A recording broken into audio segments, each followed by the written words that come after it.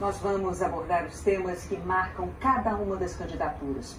O tempo total dessa entrevista é de 40 minutos. E, ao fim, o candidato vai ter 1 minuto para as considerações finais. Candidato Bolsonaro, boa noite. Obrigada pela presença. Eu agradeço também a sua presença, candidato, e o tempo começa a ser contado a partir de agora. Nós vamos começar a entrevista com um assunto que tem mobilizado os brasileiros. O senhor tem xingado ministros do Supremo Tribunal Federal, tem feito ataques sem prova nenhuma ao sistema eleitoral brasileiro. O senhor chegou, inclusive, a ameaçar não ter eleição no Brasil, como se coubesse ao senhor decidir uma coisa dessas. Candidato, com franqueza, o que é que o senhor pretende, ou o que é que o senhor pretendeu com isso? O senhor pretendeu, por acaso, criar um ambiente que, de alguma forma, permitisse um golpe, contra o qual, inclusive, a sociedade civil se manifestou agora com a divulgação de 2 manifestos ou outros manifestos em defesa da democracia? Primeiro, você não está falando a verdade quando fala xingar ministro. Não existe. Não existe. É um fake news da sua parte. Outra coisa, eu quero transparência nas eleições. Vocês, com toda certeza, não leram o inquérito de 2018 da Polícia Federal, que inclusive está inconcluso. E aquela pergunta que eu sempre faço: se você pode botar uma tranca a mais na sua casa para evitar que ela seja assaltada, você vai fazer ou não? Então esse é o objetivo disso que eu tenho falado sobre o Tribunal Superior Eleitoral. E outra coisa, em 2014 tivemos eleições, no segundo turno o PSDB duvidou da lisura das eleições e contratou uma auditoria. E a conclusão da auditoria do PSDB, que as urnas são inauditáveis. E só para ficar bem tranquilo aqui, mano, em 2018 houve uma denúncia de fraude, e a senhora Rosa Weber determinou que fosse aberto um inquérito pela Polícia Federal para apurar a fraude. Que, obviamente, se houve fraude, eu ganhei, quem fraudou, você ganhou. A PF começou a apuração. E quem informou o que eu vou te falar aqui para a PF foi o Tribunal Superior Eleitoral. Numa das partes do inquérito está assinado pelo chefe do TI do TSE que hackers ficaram por 8 meses dentro do TSE, inclusive com a senha do ministro, Enorme Banhos, além de senha de outros 5 servidores. Imediatamente a Polícia Federal pediu os logs, as impressões digitais do que ocorreu nas eleições de 2018. O TSE podia ter informado no mesmo dia, mas 7 meses depois, o TSE informou que os logs haviam sido apagados. Então a grande interrogação é exatamente essa daí. Nós devemos evitar que dúvidas pairem por ocasião das eleições agora nesse ano. Nada mais além disso. É curioso que o senhor se refira a esse episódio, porque o senhor, inclusive, foi acusado de ter divulgado informações sigilosas de investigações inconclusivas. Mas sobre a transparência que o senhor afirma defender das urnas, órgãos fiscalizadores como o Tribunal de Contas da União, a Advocacia Geral da União, associações de juízes, associações de juristas, associações de delegados da Polícia Federal, todos já atestaram a segurança das urnas eletrônicas. Eu vou além. A transparência e a segurança das urnas eletrônicas tem sido motivo de orgulho da maioria da população brasileira. Agora, o senhor começou a sua resposta afirmando que eu tinha cometido fake news. Em nome da verdade, candidato, o senhor xingou o ministro do Supremo de canalha. O senhor fez isso com o microfone. Então, e ele vinha fazendo contra mim. Mas, candidato, eu lhe perguntei qual era o seu propósito. Lembra a pergunta que eu fiz ao senhor? Qual era o seu propósito? Falou ministro. Foi um ministro específico. Senhor. Então, tá refeita aqui a dúvida? Mas não, é que o senhor disse que eu cometi fake news. Só para esclarecer, a pergunta que eu lhe fiz é: qual era o seu propósito ao xingar um ministro de canalha e ameaçar não permitir que as eleições fossem realizadas, se isso não lhe compete fazer? Não é uma atribuição do presidente da República, é uma atribuição constitucional. Quem vem sendo perseguido o tempo todo por um ministro supremo sou eu. Um inquérito completamente ilegal. E as medidas que enviam sendo tomadas por esse ministro eram contestadas.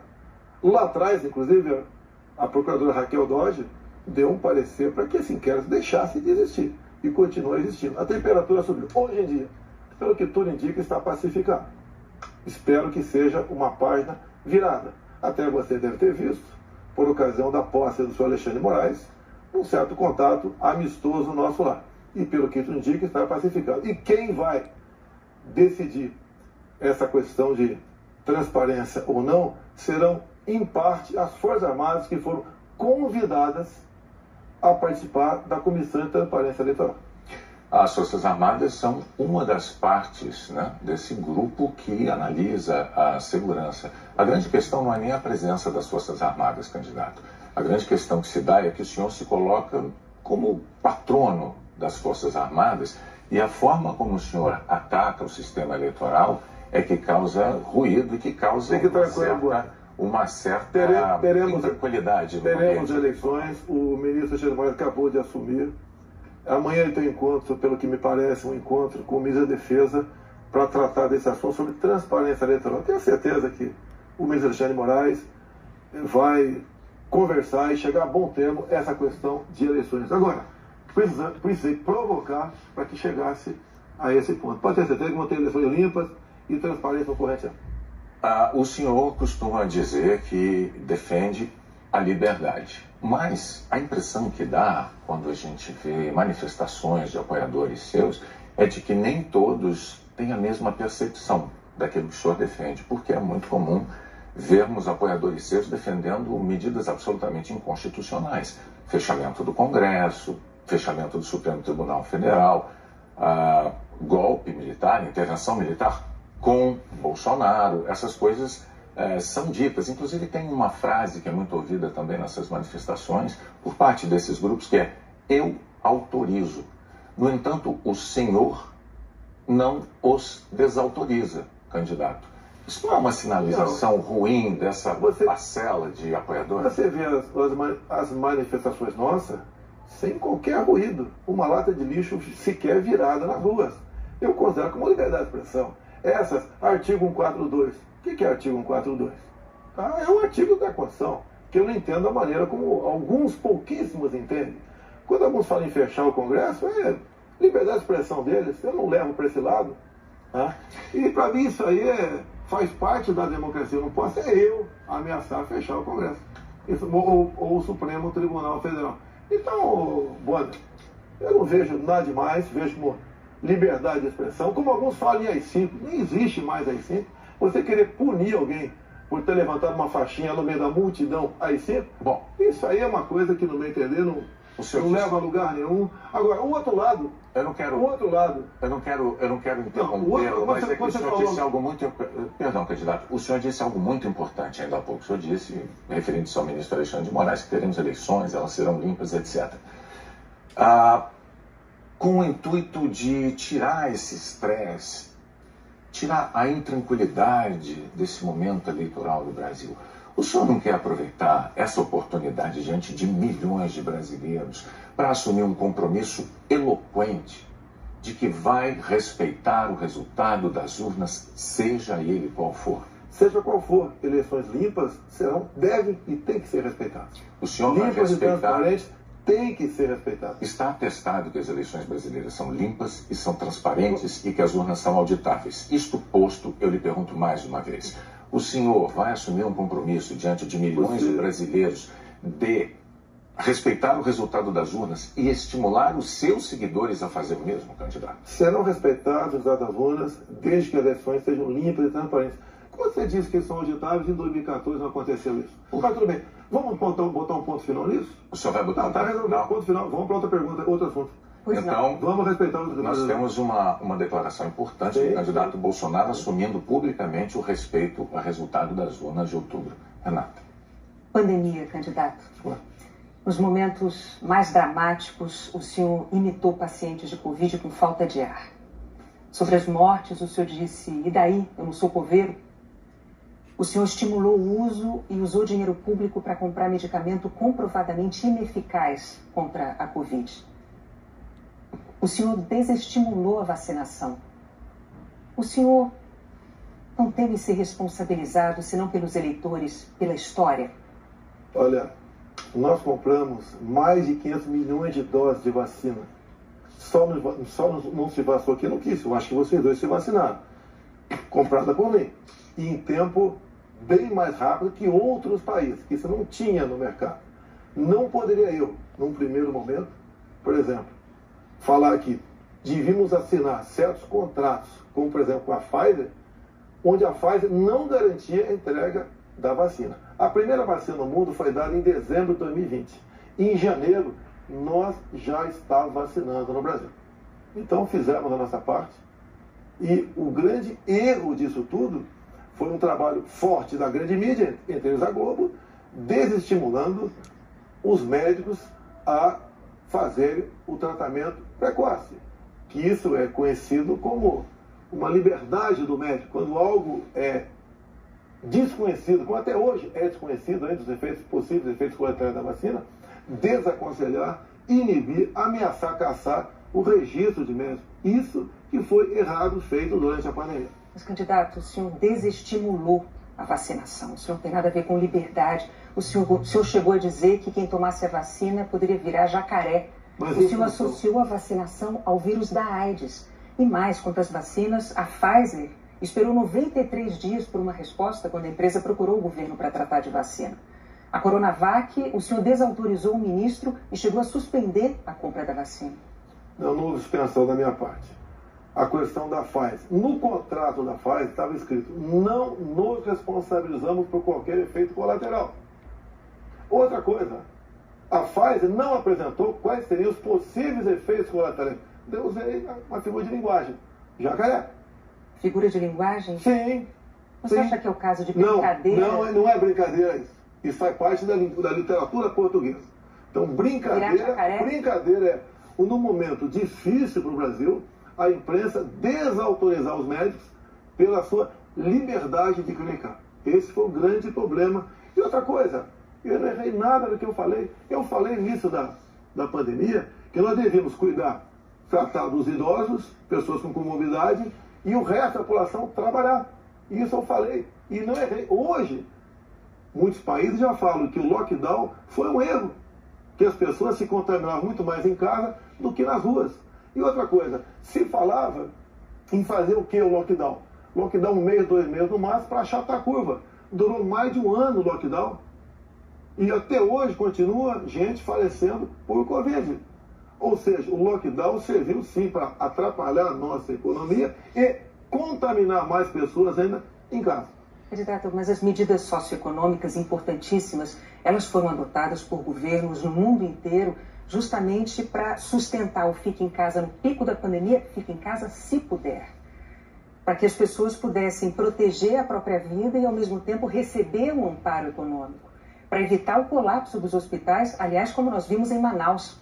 Pessoas morrendo com falta de oxigênio por um erro de logística e gestão do seu ministro da Saúde. Negativo. Menos de 48 horas estavam chegando já cilindros lá em Manaus. Lá foi uma coisa atípica, anormal, que aconteceu de uma hora para outra. Menos de 48 horas, cilindros começaram a chegar em Manaus de alguns pontos do Brasil. Fizemos a nossa parte em Manaus. Não faltou da nossa parte recursos bilionários para governadores e prefeitos enfrentarem a Covid, construir hospitais de campanha. Então fizemos a nossa parte.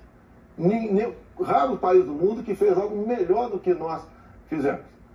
E o resultado, até o OMS reconhece isso daí. Fizemos a nossa parte. O senhor mencionou 48 horas, o fato é que Manaus ficou uma semana, mais de uma semana, 9 dias, sem receber o apoio das pessoas com falta de oxigênio nos hospitais. Não é verdade isso. Agora, não é verdade. Candidato, sobre o seu comportamento, com as frases que eu mencionei, imitando pacientes com falta de ar, muitos viram isso como um sinal de falta de compaixão. Eu queria que você botasse no ar eu imitando falta de ar. Realmente. Mas falta de compaixão. Bom, então você começou a mudar. Desculpe, você começou a mudar, tudo bem. Então eu completar a minha frase. Muitos viram isso como uma falta de compaixão, de solidariedade com os doentes, com as vítimas, com os parentes das vítimas. O senhor se arrepende? A solidariedade, eu me manifestei conversando com o povo nas ruas.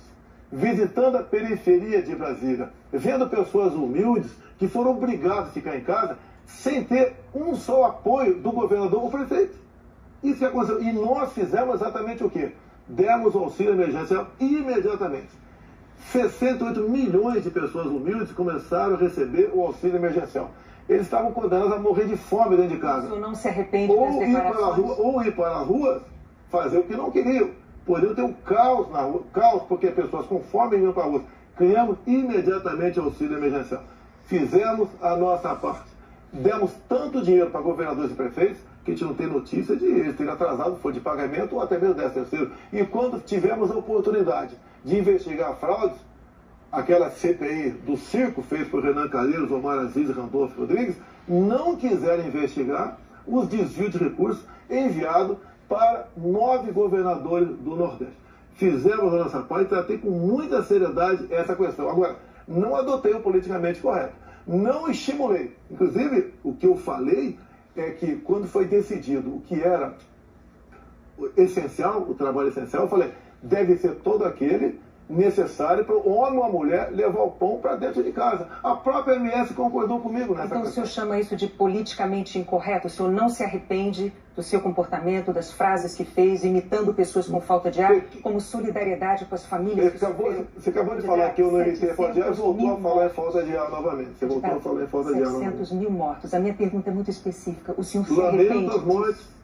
Não tem que não perder um parente, um amigo. Lamento as mortes. Agora, não poderia ser tratada a Covid da forma como começou a ser tratada. E quando você fala em tratamento precoce, lembre-se que no protocolo do Mandetta tinha tratamento precoce lá, mas só em casos graves, onde eu não concordei com ele. No início, o protocolo do Mandetta era vá para casa, quando sentir falta de ar, procura um hospital. Falei, procurar para quê se não tem remédio? E não tinha vacina também naquele momento. Bom, vamos falar de economia? Eu só queria observar, a Renata não retirou observação sobre o fato de o senhor ter imitado pessoas com falta de ar. Ela disse, não. Ela disse que o senhor imitou gente com falta de ar e que faltou também a solidariedade. Bom, foram as duas coisas. Isso eu não respondi. Mas, candidato, o senhor já deixou claro que o senhor acha que mais brasileiros se contaminaram por ficar dentro de casa sem se expor. Não, o senhor disse isso. Nova York, mostra isso aí. O senhor disse isso. Então vamos agora para a economia. Dentro de casa que fora de casa. Vamos para a economia. Vamos para a economia, que é um tema que o senhor também gostaria de abordar certamente. Em 2018, como candidato, o senhor disse assim, numa entrevista: eu sei do que é que o povo precisa. Inflação baixa, taxa de juros menor, dólar menor. Aí veio o seu governo, os juros básicos da economia dobraram, a inflação mais que dobrou, o dólar que estava em R$ 3,90 está em mais de R$ 5,00. É verdade que tudo isso se deu num cenário de pandemia e num cenário também de guerra na Ucrânia. Ocorre que esse cenário não mudou, não é? A pandemia não acabou, infelizmente, e a guerra da Ucrânia é uma realidade ainda. Pergunto, candidato, qual é o seu plano, uma vez reeleito, para cumprir num segundo mandato as promessas que o senhor fez em 2018 para a economia? Primeiro, as promessas foram frustradas pela pandemia, por uma seca enorme que tivemos no ano passado e também pelo conflito da Ucrânia com a Rússia. Se você pegar os dados de hoje, você vê o Brasil como talvez o único país do mundo com uma deflação. Um país onde vai ter uma inflação menor do que, por exemplo, a Inglaterra, menor que os Estados Unidos. Você vê também que a taxa de desemprego tem caído no Brasil. Os números da economia são fantásticos, levando-se em conta o resto do mundo. Nós não podemos... Se fosse apenas o Brasil com esses problemas, eu seria o responsável. O que nós pretendemos fazer? É continuar exatamente na política que estamos fazendo desde 2019. A grande vacina a favor da economia em 2019 foram reformas, como por exemplo da Previdência. Foi, por exemplo, a Lei da Liberdade Econômica. Foi a modernização das NRs, das normas regulamentadoras. Milhares de normas nós deixamos de lado, nós revogamos. Então, a grande reforma da economia foi feita, a grande vacina foi feita em 2019. E fez com que nós pudéssemos suportar 2020. Nós pegamos 2020 e 2021 e tivemos um saldo positivo de quase 3 milhões de empregos no Brasil. Diferente de 2014 e 2015, que tivemos uma perda de quase 3 milhões de empregos no Brasil. Isso é sinal do quê? Competência da equipe econômica. Programas como, por exemplo, o Pronamp e o BEM preservaram mais de 10 milhões de empregos no Brasil. O próprio auxílio emergencial, num primeiro momento R$600, fez com que a economia, em especial nos pequenos municípios, o município não colapsasse. Então essas medidas, entre outras, fizeram a gente romper 2020 e 2021. 22, quando veio a guerra agora, problemas nós tivemos. Fui na Rússia negociar fertilizantes com o presidente Putin. Se não tivesse ido, não teria fertilizante para nossa safra agora, desse segundo semestre. Não, isso é importante. Não. Isso garantiu que a segurança alimentar do nosso Brasil e do mundo. Só para concluir, então, no segundo mandato, o senhor daria sequência aos planos que foram estabelecidos e desenvolvidos no primeiro mandato. Bonner, você vai ver, Bonner, nós somos o 7º país mais digitalizado do mundo. Tá? Nós fizemos muita coisa no Brasil, atendemos realmente a todas as camadas da sociedade.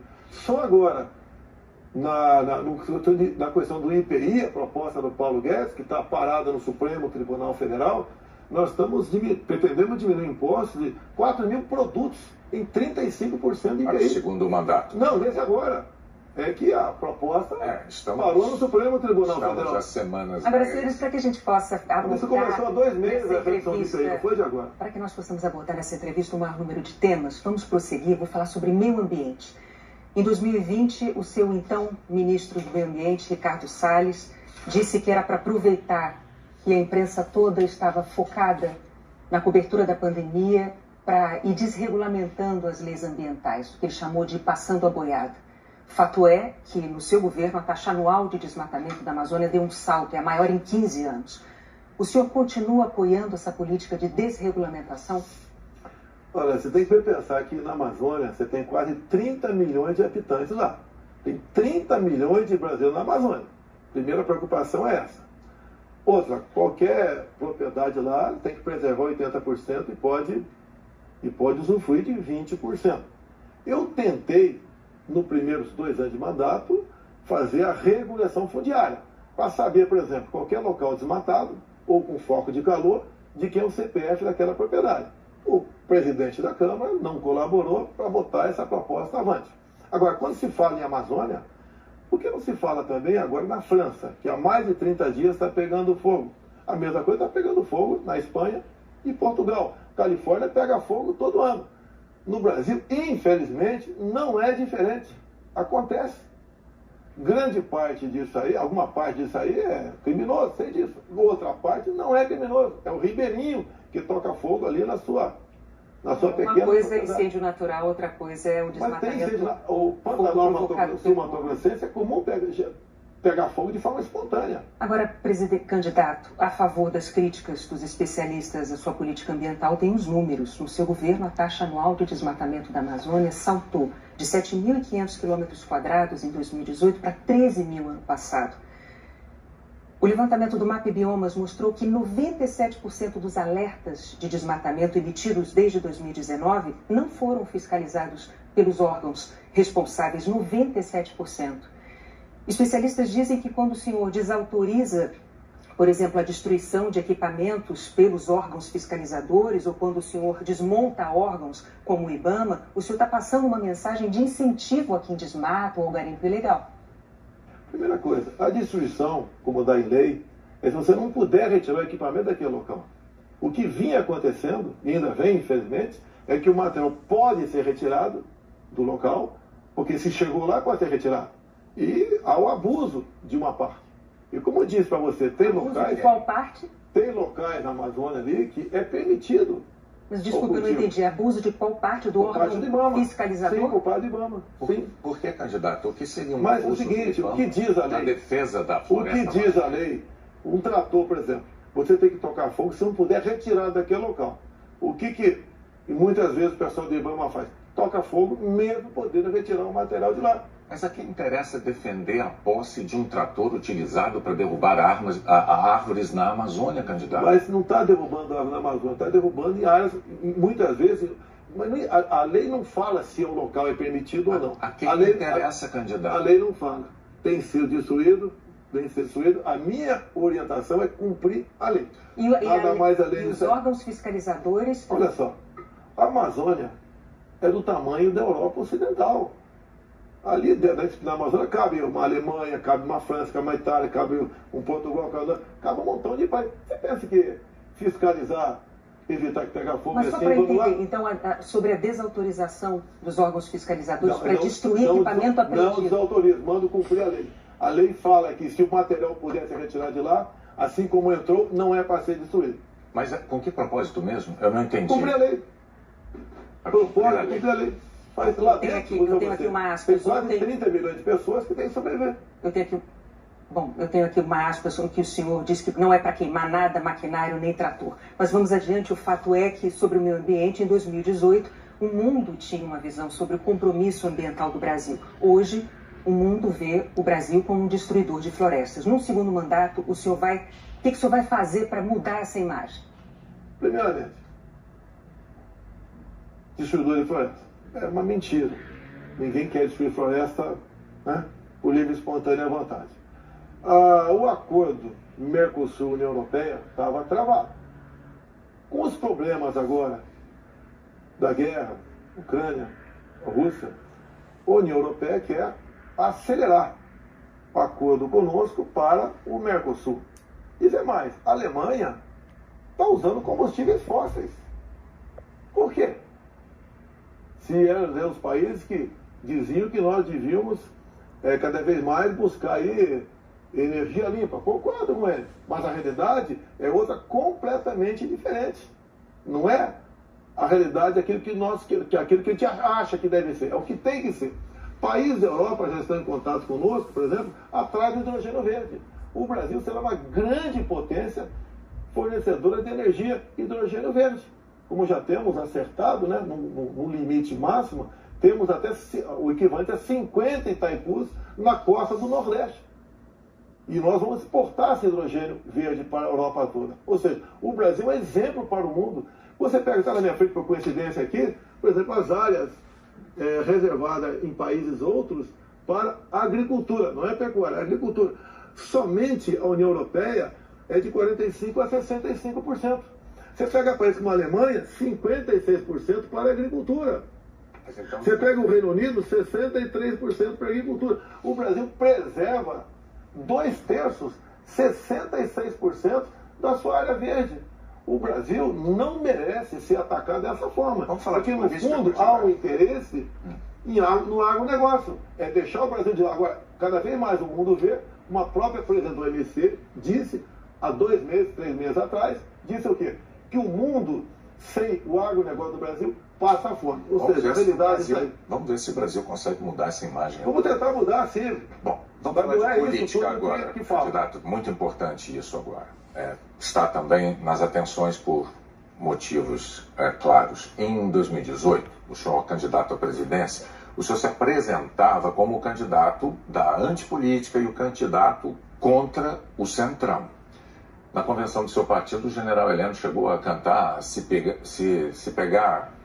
gritar, pega Centrão, não fica um, trocando a palavra ladrão por Centrão, etc. Isso ficou muito famoso. Hoje, a verdade é que o Centrão, ele é a base do seu governo. Na semana passada, quando o senhor estava saindo lá do Palácio da Alvorada, inclusive o senhor enfrentou lá um incidente com aquele youtuber que foi cobrar do senhor essa aliança do seu governo com o Centrão. Eu pergunto, por que eleitores como aquele, que se sentem traídos pelo senhor, acreditariam nas suas promessas de agora? Você está me estimulando a ser ditador. Eu, candidato? Você. Porque o Centrão são mais ou menos 300 parlamentares. Se eu deixar de lado, eu vou governar com quem? Não vou governar com o parlamento.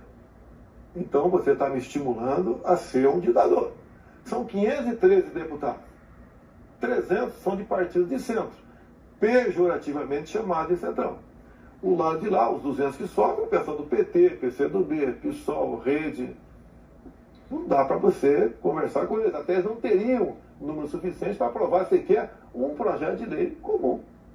Então, os partidos de centro fazem parte, grande parte, da base do governo, para que nós possamos avançar em reformas. Como temos avançado em muitas coisas. Como, por exemplo, através do Centrão, nós conseguimos o Auxílio Brasil de R$600 para 20 milhões de famílias.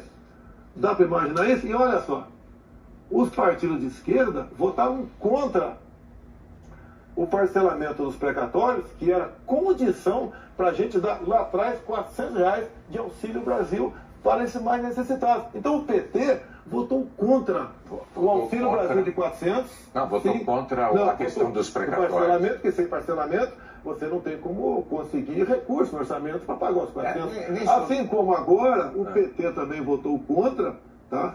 Ou melhor, discursou contra os R$600 e votou favorável.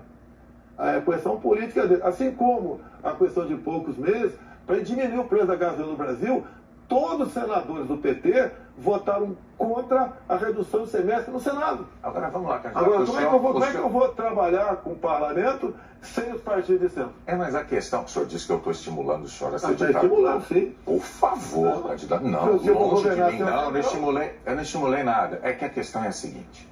Em 2018, o senhor chegou a dizer, até com propriedade, que governos anteriores tinham feito alianças com o Centrão.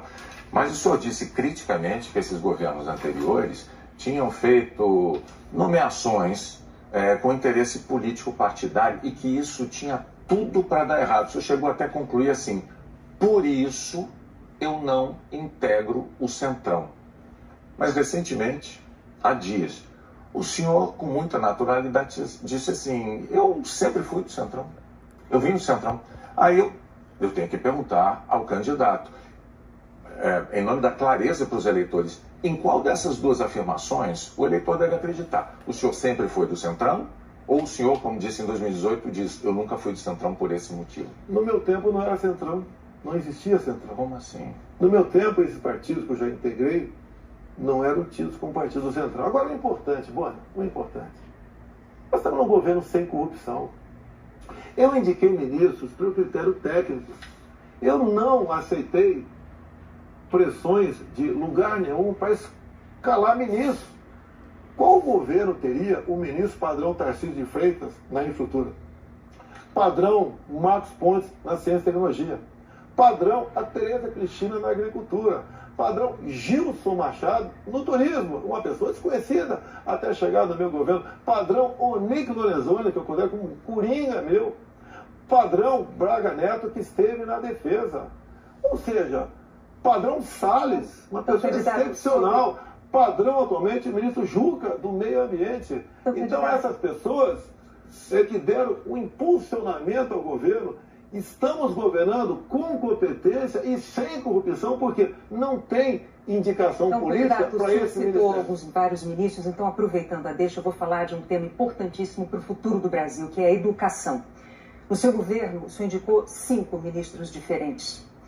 Um deles caiu justamente por um escândalo de ter beneficiado pastores com dinheiro da educação e diz que foi a seu pedido no caso de um dos pastores.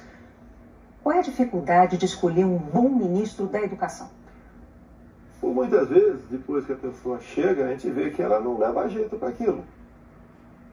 Não foi só da educação. Ele teve acusação. Ele teve morte de prisão. Ele foi preso, inclusive. Agora, conseguiu habeas corpus logo em seguida. Agora, fiquei sabendo depois, né? Que o Ministério Público do DF foi contra a prisão dele. Agora, veja só... Foi contra a prisão dele. Por quê? Não tinha nada contra ele. Se tiver hoje em dia, é outra história. Até aquele momento não tinha nada. A questão de ter 2 pastores, um que está no gabinete dele, qual é o problema?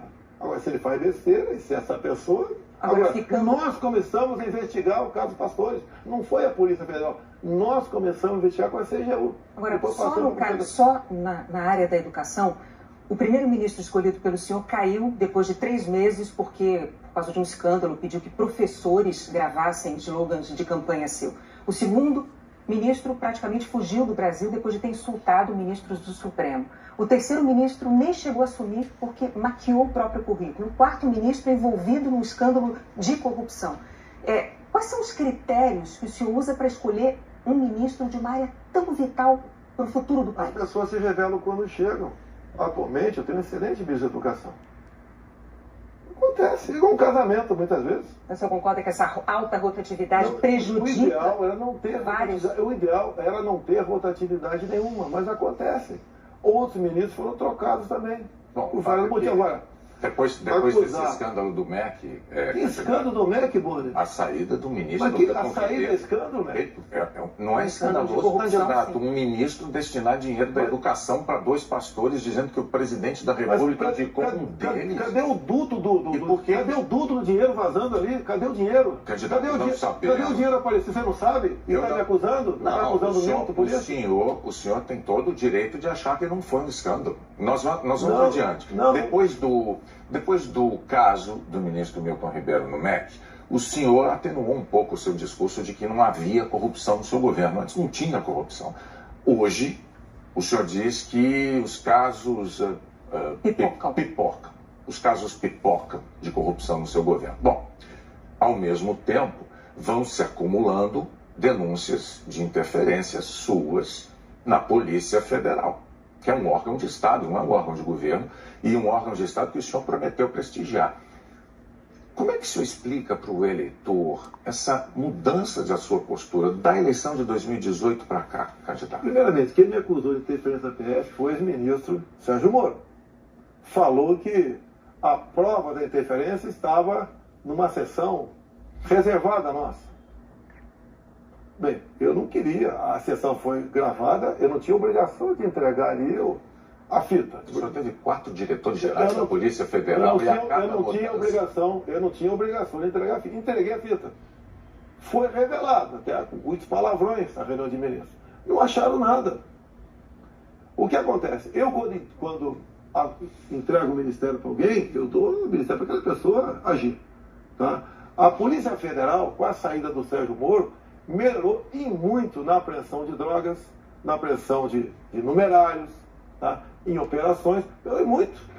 Em armamento, melhorou. E as pessoas vão mudando. Por exemplo, quando o André Mendonça saiu, porque ele foi para o Supremo Tribunal Federal, eu não considero uma saída da paz dele. Atualmente, temos um delegado da Polícia Federal à frente do Ministério da Justiça. Agora, ninguém comanda a PF, Boni.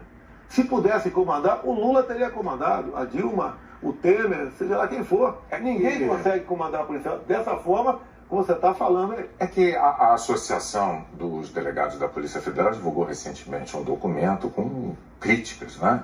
Eles afirmaram que o senhor e a sua equipe de governo trouxeram desgaste, eu estou lendo aqui os termos dele, trouxeram desgaste à imagem da instituição Polícia Federal e também prejuízos para os policiais federais. E que falas suas, candidato, jogaram desconfianças sobre a autonomia e sobre a imparcialidade da Polícia Federal, que goza de autonomia já há alguns anos, como ninguém poderia negar. Qual é a sua posição, então, diante de um documento com uma queixa, uma acusação como essa da Associação Nacional dos Delegados? Primeiro, eu acabei de confirmar que não tem interferência, que gosta de autonomia.